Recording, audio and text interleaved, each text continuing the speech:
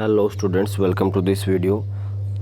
आज के इस वीडियो में हम स्टडी करने वाले हैं डाइवर्सिटी इन लिविंग वर्ल्ड। इससे पहले लेक्चर में यानी लेक्चर फर्स्ट में हमने स्टडी किया था कैरेक्टरिस्टिक्स ऑफ लिविंग ऑर्गेनिजम्स, जिसके अंदर हमने ग्रोथ, रिप्रोडक्शन, मेटाबॉलिज्म, कॉन्शियसनेस और स्टिमुलस के लिए रेस्पॉन्स देना। तो ये कुछ कैरेक्टर्स होते हैं आपके लिविंग ऑर्गेनिजम्स के, तो ये हमने स्टडी किए थे।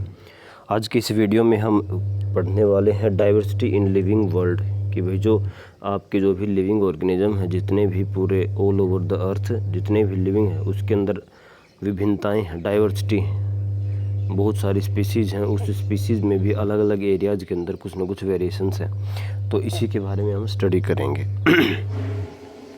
If you look around you will see A variety of living organisms या be in it potted plants, insects, birds, your pets और other animals and plants। तो क्या होता है, जब अपने आसपास देखते हैं तो बहुत सारे वैरायटी के आपको लिविंग ऑर्गेनिजम्स दिखते हैं, चाहे वो आप गमलों में प्लांट लगाए हुए हैं वो हों, चाहे अलग अलग इंसेक्ट्स हों, बर्ड्स हों, या आपने जो पेट्स पाले हुए हैं, जो पालतू जानवर होते हैं वो हों। There are also several organisms that you cannot see with your naked eye, but they are all around you। तो ऐसे बहुत सारे ऑर्गेनिजम्स भी हैं जिनको हम देख नहीं सकते, लेकिन वो हमारे आसपास ही प्रेजेंट होते हैं, जिनको हम माइक्रो ऑर्गेनिजम्स कहते हैं।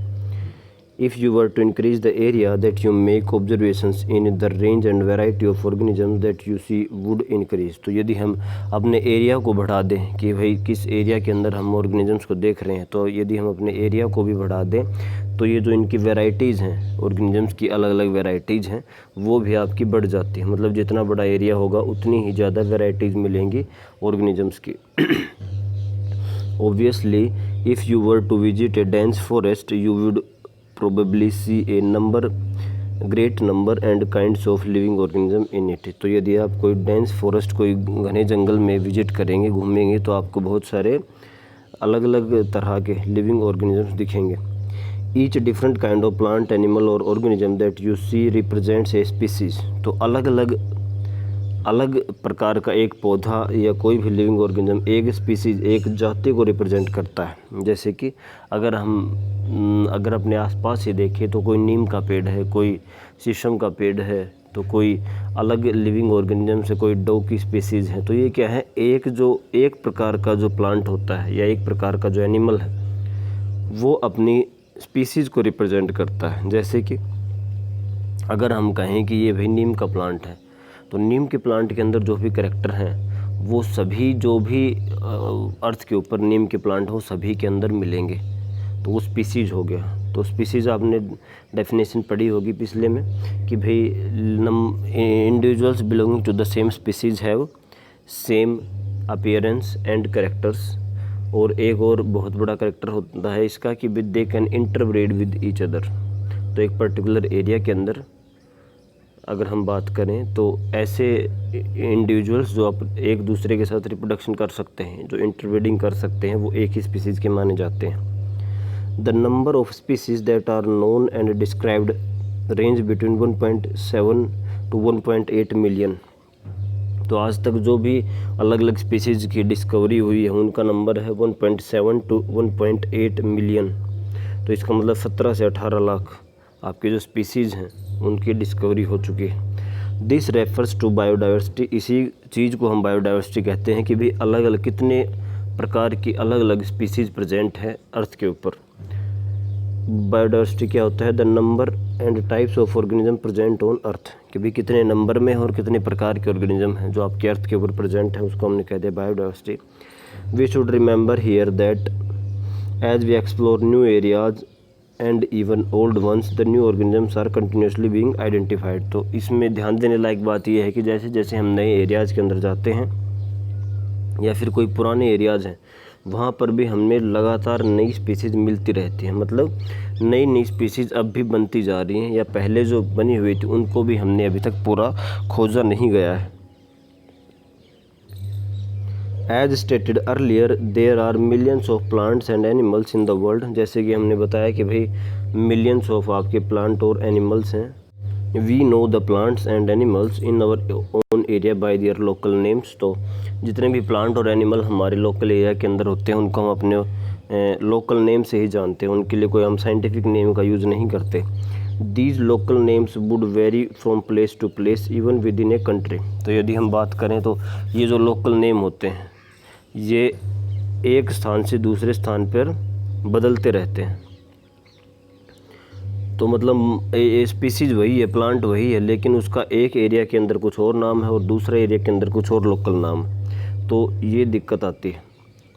Probably you would recognize the confusion that would be created if we did not find ways and means to talk to each other to refer to organisms we are talking about। तो हमें क्या करना पड़ेगा, कुछ ऐसा system बनाना पड़ेगा जिसके through हम समझ सकें कि भाई ये जो प्लांट है, मतलब ये जो प्लांट की स्पीसीज़ है वो कहीं भी मिले आपको एक ही नाम से अगर जाना जाए ऑल ओवर द वर्ल्ड, तो ऐसा कुछ हमें स्टैंडर्ड करना पड़ेगा ताकि हमें टोटल नंबर ऑफ़ स्पीसीज़ का कुछ एस्टिमेटेड डाटा पता लग सके। क्योंकि अगर हम लोकल नेम से जानेंगे तो वही स्पीसीज़ किसी एक कंट्री में एक नाम से जानी जाती है और वही स्पीसीज़ किसी दूसरे कंट्री में दूसरे नाम से भी जानी जाती है।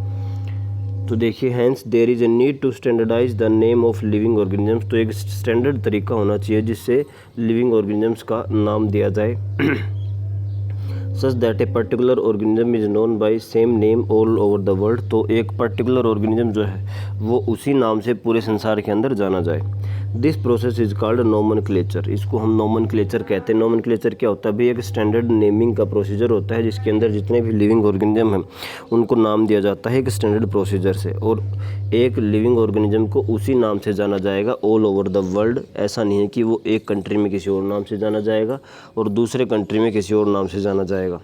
ऑब्वियसली नोमेनक्लेचर और naming is only possible when the organism is described correctly and we know to what organism name is attached to.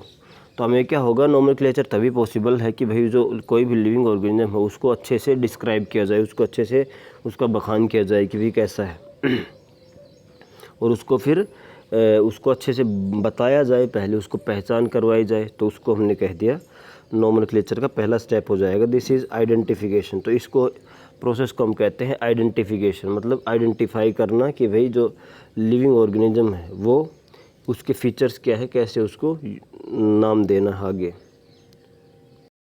In order to facilitate the study number of scientist have established procedure to assign a scientific name to each organism. तो मतलब क्या हमने पढ़ा कि जो nomenclature क्या होता है कि भाई कोई भी लिविंग ऑर्गेनिज्म है जो इस अर्थ के ऊपर प्रेजेंट है, उस लिविंग ऑर्गेनिज्म को एक नाम देना है और वो नाम सभी कंट्रीज़ के अंदर कॉमन रहेगा, तो उसको हम कहेंगे नोमेनक्लेचर। और नोमेनक्लेचर के अंदर पहला स्टेप है आपका आइडेंटिफिकेशन, मतलब उसको आइडेंटिफाई करना है और आइडेंटिफिकेशन के अंदर हमें उसके सभी फीचर्स को अच्छे से बताना है, उसको डिस्क्राइब करना है।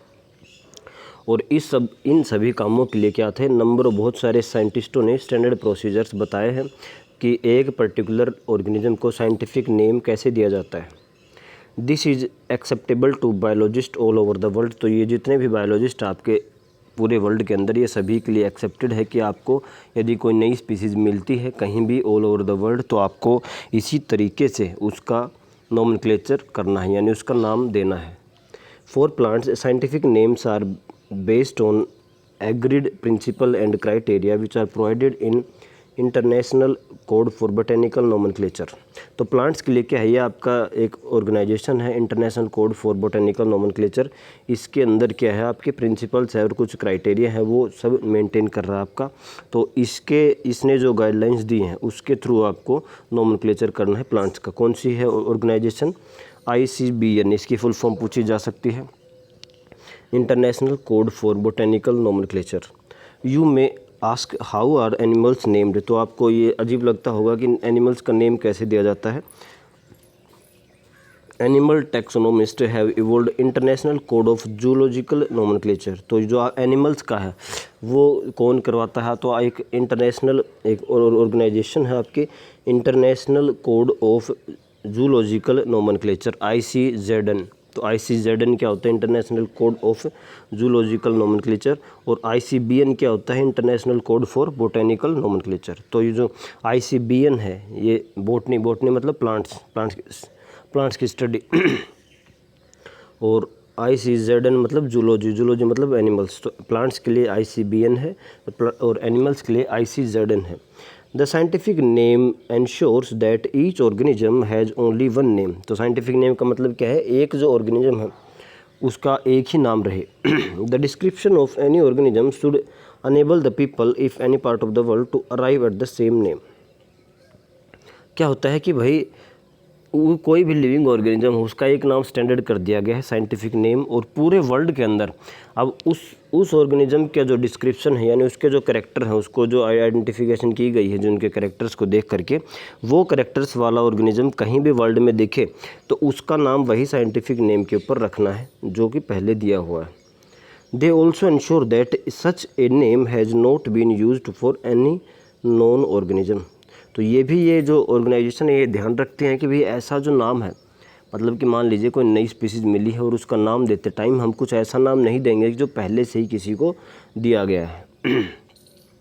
देखिए, biologist follow universally accepted principles to provide scientific names to known organism. ये पहले भी पढ़ चुके हैं भी। एक यूनिवर्सल लेवल के ऊपर, एक वर्ल्ड लेवल के ऊपर कुछ प्रिंसिपल्स बना दिए गए हैं, कुछ स्टैंडर्ड, उनको फॉलो करके ही उसका आपको नामकरण किया जाता है स्पीसीज़ का। Each name has two components. तो इसको प्रिंसिपल को हम समझेंगे कि मान लीजिए कोई भी चीज़ है, कोई भी नाम देना है तो इस नाम के अंदर दो कंपोनेंट रहते हैं, दो भाग होते हैं, the generic name and specific epithet. तो दो पार्ट होते हैं, पहला होता है जेनेरिक नेम और दूसरा होता है specific epithet.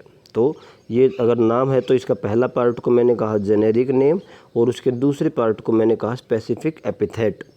This system of providing a name with two components is called binomial nomenclature. Binomial, by का मतलब दो होता है, तो बाइनोमियल नोमेनक्लेचर क्या होता है, ऐसा नाम करने का तरीका, नाम देने का तरीका जिसके अंदर की दो पार्ट होते हैं, और एक पार्ट को हमने कहा जेनेरिक नेम और दूसरे पार्ट को हमने कहा specific epithet. This naming system was given by Carlos Linnaeus. तो ये जो साइंटिस्ट है इसको याद रखना है कि भाई कि इन्होंने दिया था ये बाइनोमियल नोमेनक्लेचर, तो Carlos Linnaeus.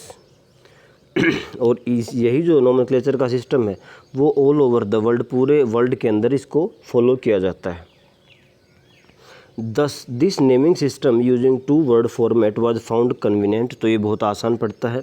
Late us take the example of mango to understand the way of providing scientific name better. तो हम एक एग्जांपल लेते हैं, जो आपके मैंगो जो आम होता है उसका नाम हम देखते हैं कैसे दिया गया है। The scientific name of mango is written as Mangifera indica. तो जो साइंटिफिक नेम जो आपका मैंगो जो आम है वो इंटरनेशनल लेवल के ऊपर जो नाम दिया गया है ICBN ने, उसको कहा है मैग्नीफेरा इंडिका। अब हम जानते हैं, देखिए जैसे आपको बताया था दो पार्ट होते हैं, तो पहला पार्ट मैग्नीफेरा और दूसरा पार्ट इंडिका। तो जो पहला पार्ट हमने जाना उसको कहा था जेनेरिक नेम और जो दूसरा पार्ट है उसको कहा था स्पेसिफिक एपिथेट। तो ये आपका जेनेरिक नेम है और ये आपका स्पेसिफिक एपिथेट, इतना हमें अभी पता है। आगे देखिए, let us see how it is a binomial name. तो इसको देखते हैं कैसे ये एक बाइनोमियल नेम है। In this name Mangifera represents the genus. तो ये जो पहला पार्ट है ये आपका रिप्रेजेंट करता है जीनस को, while the indica represent species. तो जो इंडिका होता है वो स्पीसीज़ को रिप्रेजेंट करता है। देखिए, मैग्नीफेरा आपका है जीनस और इंडिका है आपका स्पीसीज़। तो हमें दूसरा लगा कि जो पहला जो होता है उसको हम जीनस कहते हैं और जो दूसरा है वो स्पीसीज़ है। और स्पीसीज़ का दूसरा नाम है specific epithet. Other universal rules of nomenclature are as follow. तो जो दूसरे जो रूल्स होते हैं नोमेनक्लेचर के वो भी देखते हैं। देखिए 4 रूल हैं। Biological names are generally in Latin and written in italics. तो ये जो बायोलॉजिकल नेम्स जो भी होते हैं वो जो लैटिन लैंग्वेज होती है उसके अंदर लिखे जाते हैं और लिखते टाइम इसको इटैलिक्स में लिखते हैं। इटैलिक्स क्या होता है भी, थोड़ा सा जैसे कि अलग से दिख रहा है आपको, ये वाला फ़ॉन्ट और इस फ़ॉन्ट में आपका फ़र्क है। जो मैं सर्कल कर रहा हूँ इस फ़ॉन्ट में और साइड वाले फ़ॉन्ट में फ़र्क है। तो ये जो फ़ॉन्ट है जो थोड़ा सा अलग सा है, जिसको थोड़ा सा टेढ़ा भी लिखा गया है, तो ये है आपका इटैलिक्स। तो जब टाइप करते हैं तो हमेशा इसको इटैलिक्स में ही लिखा जाता है। दे आर लैटिनाइज्ड और derived from Latin irrespective of their origin. तो लैटिन और आपके इटैलिक्स में ही लिखा जाएगा जब टाइप किया जाएगा। The first word in the biological name represents the genus while the second component denotes its specific epithet. ये हम पढ़ चुके हैं। Both the words in the biological name when handwritten are separately underlined. देखिए ये important चीज़ है, आपको ध्यान रखना है क्योंकि आपको हाथ से ही लिखते हैं आप। तो जैसे कि हमने कहा भी मैग्नीफेरा इंडिका, अगर हम हाथ से लिखेंगे तो मैग्नीफेरा को अंडरलाइन करना है और इंडिका को भी अंडरलाइन करना है अलग से। देखिए जैसे मैं इसके बारे में बताऊं, जैसे कि आप अपने नोटबुक में लिखेंगे तो मैग्नीफेरा को अंडरलाइन किया और उसके बाद इंडिका को भी अंडरलाइन किया और दोनों को अलग अलग अंडरलाइन करना है। और printed in italics to indicate their Latin origin. तो यदि हम लिख रहे हैं तो उसको अंडरलाइन करना है ताकि वो हम बता सकें कि ये लैटिन लैंग्वेज है। और यदि हम प्रिंट कर रहे हैं तो उसको इटैलिक्स में लिखना है, यानी थोड़ा सा टेढ़ा करके। वो जो आपको कंप्यूटर में देखेंगे तो एक इटैलिक्स फॉन्ट होता है, उसके अंदर लिखा जाता है। The first word denoting the genus start with capital letter. Okay, ये भी इंपॉर्टेंट चीज़ है। जो जीनस होता है, जो हमने कहा कि जो पहला वर्ड है वो जीनस को रिप्रेजेंट करेगा, उसका जो पहला लेटर है वो हमेशा कैपिटल होना चाहिए, बड़े में लिखा जाएगा। एम जो लिखा है वो कैपिटल लिखा गया है। While the specific epithet start with small letter. तो जो आपका जीनस है, जीनस का पहला वर्ड हमेशा बड़ा आएगा, लेकिन जो स्पीसीज है उसका हमेशा छोटा ही आएगा, उसको बड़े में नहीं लिखा जाता। और लिखने के बाद उसको अंडरलाइन करना है, दोनों को अलग अलग। तो ये कुछ रूल्स हैं आपके इंटरनेशनली जो फॉलो किए जाते हैं नोमेनक्लेचर के लिए। और आप जब लिखेंगे अपने नोटबुक में कभी भी बायोलॉजी पढ़ते टाइम, आपके अभी नहीं आगे तक भी, तो उस टाइम आपको ये रूल्स ध्यान रखने हैं कि भाई कोई भी हम अगर साइंटिफिक नेम लिख रहे हैं तो उसमें पहला जो है वो आपका रिप्रेजेंट करता है जीनस को, और जो दूसरा है वो रिप्रेजेंट करता है आपकी स्पीसीज़ को। तो और जीनस का पहला लेटर हमेशा कैपिटल लिखना है और जो दूसरा लेटर है वो हमेशा स्मॉल लिखना है। और इनको अगर लिख रहे हैं तो दोनों को सेपरेटली अलग अलग अंडरलाइन करना है। देखिए, name of the author appears after the specific epithet, यानी at the end of the biological name and it's written by abbreviated form. Example Mangifera, indica और लिन। देखिए जो ऑथर है, जिसने इसको लिखा है, जिसने इसको डिस्क्राइब किया है, उसका नाम भी अब लिखा जाता है। जैसे कि आपका अगर मैंगो की बात करें तो मैग्नीफेरा इंडिका और ये लिन लिखा हुआ है, तो ये क्या है, ऑथर हैं इसके, जिन्होंने इसको डिस्क्राइब किया और इसको नोमेनक्लेचर किया था। It indicates that this species was first described bye Linnaeus. तो ये जो लास्ट में LINN लिखा हुआ है, इसका मतलब ये है ये साइंटिस्ट का नेम है, तो इन्होंने इसको डिस्क्राइब किया था, लिनियस। तो ये एक तरीका है आपको नोमेनक्लेचर का। तो ये जो पहला चैप्टर है इसमें आपको बेसिक्स है बायोलॉजी के जो आपको फॉलो करने हैं जब भी आप पढ़ते हैं। तो इसमें सबसे इम्पोर्टेंट चीज़ आपकी नोमेनक्लेचर के आपने रूल्स जाने हैं कि नोमेनक्लेचर कैसे करते हैं। इसके अंदर हमने मैग्नीफेरा इंडिका और उसके बाद लिन लिखना है, लिनियस, कि भाई लिनियस ने इसको डिस्क्राइब किया है। आगे देखिए, since it is nearly impossible to study all the living organisms. तो मतलब ये आपका पॉसिबल नहीं है कि भाई सभी लिविंग ऑर्गेनिजम्स को एक साथ स्टडी करना। It is necessary to devise some means to make it possible. मतलब कोई ना कोई ऐसा तरीका निकालना पड़ेगा जिससे हम सभी लिविंग ऑर्गेनिजम्स को स्टडी कर सकें। This process is known as classification. तो भी मतलब ऐसा नहीं है कि हमारी पृथ्वी के ऊपर जितने भी लिविंग ऑर्गेनिज्म उनको अलग अलग स्टडी किया जा सके। जैसे 18 से 17 लाख जो स्पीसीज़ हैं उसको स्टडी करना है तो हम अलग अलग नहीं कर सकते हैं। तो उसको क्या करना पड़ेगा, हमें ग्रुप में स्टडी करना पड़ेगा। और ग्रुप के लिए हमें कुछ उनको क्लासीफाई करना पड़ेगा, बांटना पड़ेगा अलग अलग ग्रुप में, कुछ ना कुछ आधार लेकर के। देखिए, क्लासिफिकेशन का मतलब क्या है। Classification is the process by which anything is grouped into convenient categories based on some easily observable characters. तो मतलब क्या है, क्लासिफिकेशन का मतलब क्या है भी, कोई भी जो बहुत सारी जो चीज़ें हैं उसको अलग अलग ग्रुप में बांटना, और मतलब आसानी से उसको अलग अलग ग्रुप में बांटना। और किस बेस के ऊपर बांटना, कुछ इजीली ऑब्जर्वेबल कैरेक्टर, कुछ ऐसे कैरेक्टर जिनको आसानी से हम देख करके ऑब्जर्व कर सकते हैं। तो उनके बेसिस के ऊपर उसको हम अलग अलग ग्रुप में बांटते हैं और उसके बाद उसको स्टडी करते हैं। तो उसको हमने कह दिया क्लासिफिकेशन। तो ये जो क्लासिफिकेशन के बारे में है इसका हम अगले वीडियो में करेंगे। इसके अंदर हम क्लासिफिकेशन के अलग अलग स्टेप्स होते हैं, जिसके अंदर हम टैक्सोनॉमिकल एड्स भी आएंगे आपके, और ये हम स्टडी करेंगे। तो इसको हम नेक्स्ट वीडियो में करेंगे आपका क्लासिफिकेशन के आपको सिर्फ बेसिक्स बताई है कि क्लासिफिकेशन की डेफिनेशन क्या है, कि भाई जो भी ऐसा कुछ सिस्टम जिसके अंदर हम बहुत सारे नंबर होते हैं, उस नंबर को हम एक ग्रुप में बांटते हैं अलग अलग ग्रुप में, और वो ग्रुप किस बेस के ऊपर बनता है, कुछ इजीली ऑब्जर्वेबल कैरेक्टर्स। तो इसको हम नेक्स्ट वीडियो में स्टडी करेंगे।